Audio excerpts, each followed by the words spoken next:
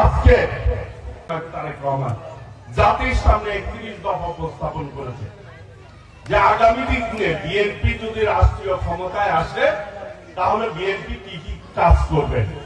BNP যা বলেন তাই কিন্তু করেন। দেশনেত্রী বেগম খালেদা জিয়া ক্ষমতায় আসার পূর্বে যা বলছিল তাই করেছিল। মুরব্বীরা ভালো বলতে পারবো।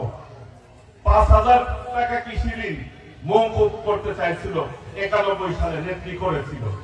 25 বিঘা চরের জমি খাজনা মাফ করে দিতে চেয়েছিল, তাই কিন্তু করেছিল।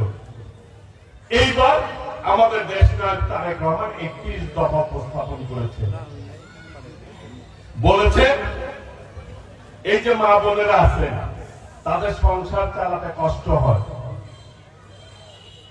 প্রত্যেক বাড়িতে একটি করে ফ্যামিলি কার্ড পাবে। আগামী দিনে যদি বিএনপি রাষ্ট্রীয় ক্ষমতায় আসে ইনশাআল্লাহ, সেই ফ্যামিলি কার্ড দিয়ে মারা তার সংসার যাতে চালাতে পারে সেইটা সহযোগিতা হবে, একটি টাকা পাবে। এবং মাদের নামে কেন পাবে? যাতে করে মারা ওই ফ্যামিলিতে সম্মানিত হয়।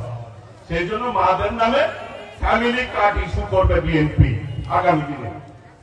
আর এই যে গ্রাম পর্যায়ে স্বাস্থ্য সেবার অবস্থা কিন্তু খুব খারাপ, তাই না? বিএনপির আদর্শের জন্য শহীদ রাষ্ট্রপতি জিয়াউর রহমান যখন ক্ষমতায় ছিলেন তখন কিন্তু গ্রাম্য চিকিৎসক নিয়োগ করেছিলেন। গ্রামে একটা বলা হয়তো গ্রাম চিকিৎসক। চায়না থেকে একজন ট্রেনার নিয়ে এসে ট্রেনিং দেওয়া হয়েছিল কিভাবে চিকিৎসা দেওয়া হয়।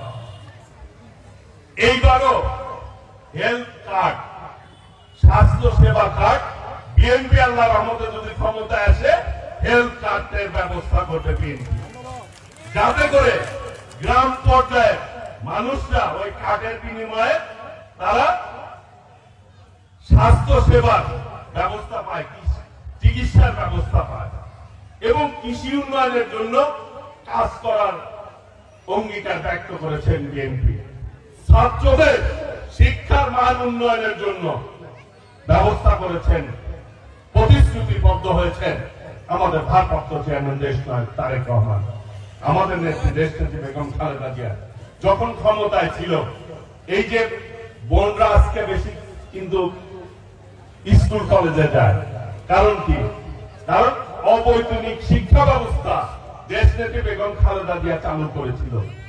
বিএনপি ক্ষমতার লোভ করে না, সেই জন্য দেশ নায়ক তারেক রহমান কেউ বলেছে 31 দফায় 2 বারের বেশি কেউ প্রধানমন্ত্রী হতে পারবে না।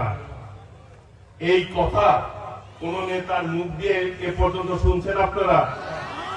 কাজেই দেশ নায়ক তারেক রহমানের ক্ষমতার লোভ নয়, দেশনেত্রী বেগম খালেদা জিয়ারও ক্ষমতার লোভ নাই। কিন্তু দেশ যাতে ভালো চলে, সঠিক নেতৃত্বে চলে, সেই ব্যাপারে তারাই হচ্ছে যোগ্য নেতৃত্ব, নাকি? এই মুহূর্তে বাংলাদেশের সবচেয়ে জনপ্রিয় নেতাকে বলেন, জোরে বলেন কে? দেশ নায়ক তারেক রহমান। সেই জন্যই নির্বাচন দিতে এটা নিয়ে ভয় পাচ্ছে মানুষ, তাল বাহানা করছে, ষড়যন্ত্র করছে। প্রিয় ভাইরা, এই দেশের মালিক কিন্তু এই দেশের জনগণ, তাই না? এই যে মাঠে যারা উপস্থিত হয়েছেন সবাই হচ্ছে এই দেশের মালিক।